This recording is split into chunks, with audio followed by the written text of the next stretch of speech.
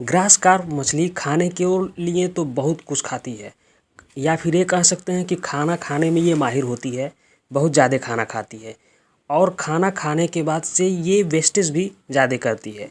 तो हम फोकस करेंगे इसमें कि ग्रास कार्प को फ्री में या फिर मुफ्त में आप कैसे पालन कर सकते हैं। ये जो ग्रास कार्प है खासकर उन लोगों के लिए मुफ्त का पालन हो सकता है या फ्री का हो सकता है जो लोग गांव से रिलेटेड हैं या फिर फिश फार्मिंग के साथ साथ वे लोग खेती बाड़ी का भी काम करते हैं। क्योंकि आप देखेंगे कि ये इसका नाम ग्रास कार्प है और ये घास खाती है। घास ये कब खाएगी, सबसे पहले आप इसको ये जानिए कि आप स्टॉकिंग किस साइज़ के सीड को करेंगे। जब आप बहुत छोटे सीड को स्टॉक करते हैं तो वो घास नहीं खाएगी। इसके लिए आपको राइस ब्रान या फिर सरसों की खली या फिर जो कमर्शियल फीड आते हैं इसको आपको देना पड़ेगा और आपको इसको बड़ा करना पड़ेगा तब तक जब तक ये घास नहीं खाती है। जब घास ये खाना शुरू कर देगी उसके बाद से आप इन सब खाना को कमर्शियल फीड या सरसों की खली राइस ब्रान अगर आप नहीं दे पाते हैं तो उसके जगह पे आपको घास देना होगा। तो आपके पास पैसा है ही नहीं फिश फार्मिंग के लिए, तो आपको क्या करना है, सीड की जब भी आप स्टॉकिंग करें तो आप ये कोशिश करें कि कम से कम 100 लाइन से कम का मिल जाता है तो और बेटर है, लेकिन अगर नहीं मिल पाता है तो 100 लाइन से ज़्यादा का नहीं, आप कम का ही कोशिश करें सीड जो है लेके आएँ। शुरू में आपको क्या करना है, सीड स्टॉकिंग के बाद छोटे छोटे पीस करके घास जो भी आप लेके आएंगे उसको छोटे छोटे पीस करके आप उसमें डालेंगे तो वो खाना शुरू करेगी। ज्यों-ज्यों मछली जो है आपकी बड़ी होती जाएगी तो बड़े होने के बाद से आप घास को वैसे भी फेंक देंगे उसमें तालाब में तो वो खाना शुरू कर देगी। सबसे मेन पॉइंट यही है कि सीड स्टॉकिंग करते समय आप बहुत छोटे सीड को नहीं लाएंगे। 50 लाइन का ले सकते हैं, 60 लाइन का, 70 लाइन का अगर आप ले सकते हैं तो ये आपके लिए बहुत ही बेटर होगा।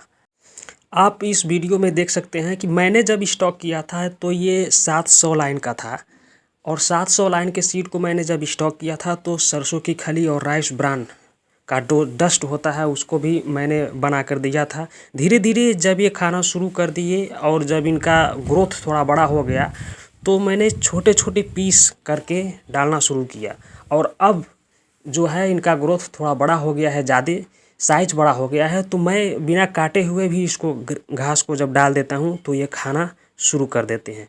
आप देख सकते हैं कि इस वीडियो में मैंने इनको पर्याप्त रूप से हरा चारा जो है मुहैया कराया हुआ है। सरसों की खली और राइस ब्रान जो है 20-20 में मैं दे देता हूँ क्योंकि मेरे पास पर्याप्त उसका स्टॉक है।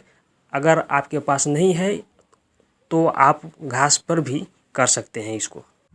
यहाँ पर देखिए मैंने जलकुंभी का जो पौधा है वो भी हमने तालाब में पर्याप्त रूप से मौजूद किया हुआ है। इसके अलावा जो डकवर्ड होता है उसको भी मैंने रखा हुआ है और इसके बावजूद भी देखिए मैंने घास डाला हुआ है इसमें और ये घास खाती हैं।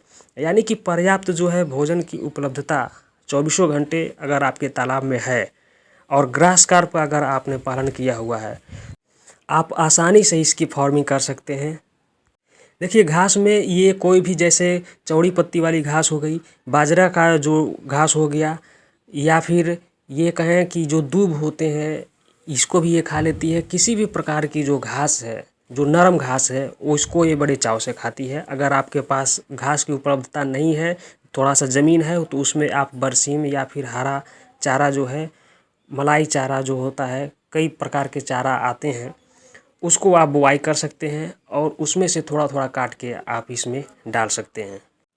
इसके साथ ही बॉटम लेयर को मेंटेन करने के लिए आप अमूर कार्प या फिर कॉमन कार्प को भी इसके साथ डाल सकते हैं। तो अगर आपके पास कमर्शियल फीड खरीदने के लिए या फिर सरसों की खली राइस ब्रान खरीदने के लिए पैसे नहीं हैं लेकिन आपके पास तालाब है तो उसमें भी आप फिश फार्मिंग कर सकते हैं। आप उस तालाब को खाली ना छोड़ें क्योंकि खाली छोड़ेंगे तो कुछ नहीं आपको मिलेगा। अगर आप उसमें फिश डाल देंगे तो वो फिश बड़ी होगी तो कुछ ना कुछ आपको मिल जाएगा।